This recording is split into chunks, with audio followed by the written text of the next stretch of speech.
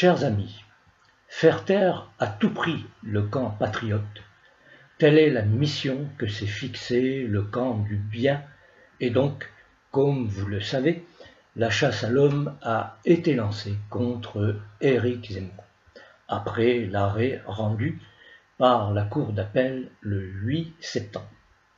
Un sondage portant sur l'élection présidentielle effectué dans la foulée et lui accordant un pourcentage de soutien à 2 chiffres, 10%, à peine communiqué aux rédactions, il a été décidé au plus haut niveau de lancer la meute médiatique contre lui, avec notamment la décision du CSA et le pourvoi en cassation après l'arrêt rendu par la Cour d'appel.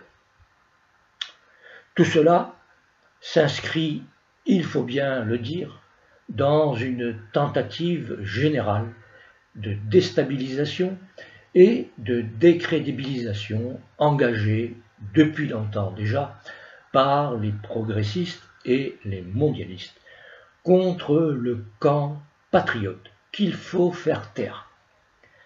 Mais après une vingtaine de mois marqués par une gestion déplorable de la crise sanitaire qui n'en finit pas, il est essentiel pour le pouvoir politique qu'il en soit ainsi. Il faut en effet que cette crise occupe en permanence tout l'espace médiatique jusqu'au début au moins de l'année 2022 afin de maintenir la pression par la peur et occulter ainsi les vrais sujets qui fâchent. Il est temps que les Français se réveillent et prennent conscience des vrais dangers qui les menacent.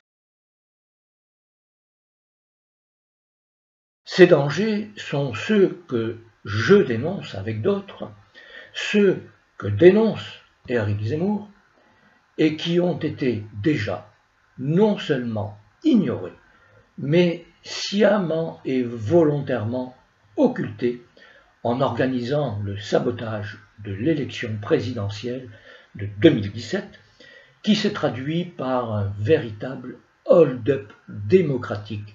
Chacun s'en souvient. Pourtant, les problèmes de l'immigration et de l'islamisation étaient déjà pressants.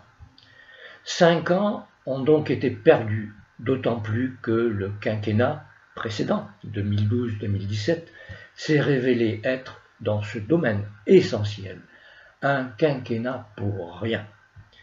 Que de renoncement et de lâcheté de la classe politique, et en particulier de ceux qui nous ont gouvernés et de ceux qui nous gouvernent aujourd'hui.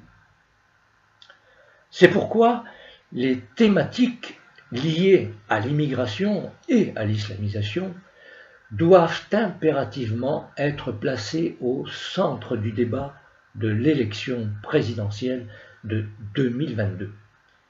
C'est précisément ce que ne veulent pas nos dirigeants qui ont oublié ce que sont le bien commun et l'intérêt de l'État et de la nation. Ils vont tenter, en se servant de la crise sanitaire, de verrouiller le débat, voire de réitérer le sabotage de 2017 avec l'élection à venir. S'ils réussissent, la seule perspective pour la France, eh bien, ce sera le chaos. C'est donc notre droit légitime et notre devoir de les faire échouer.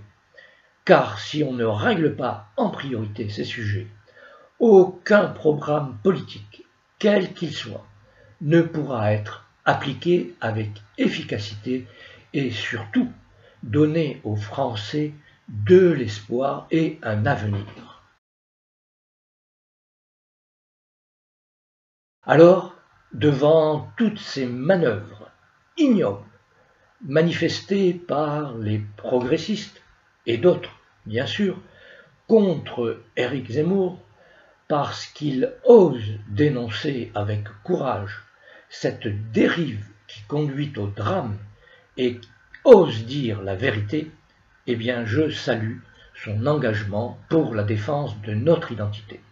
Je l'assure également de mon entière solidarité et de mon total soutien dans l'épreuve injuste et violente qui lui a été imposée, et dans ce combat qui nous est commun et qui doit mobiliser aujourd'hui tous ceux qui aiment la France et qui veulent rester fidèles et défendre son héritage historique, spirituel et culturel.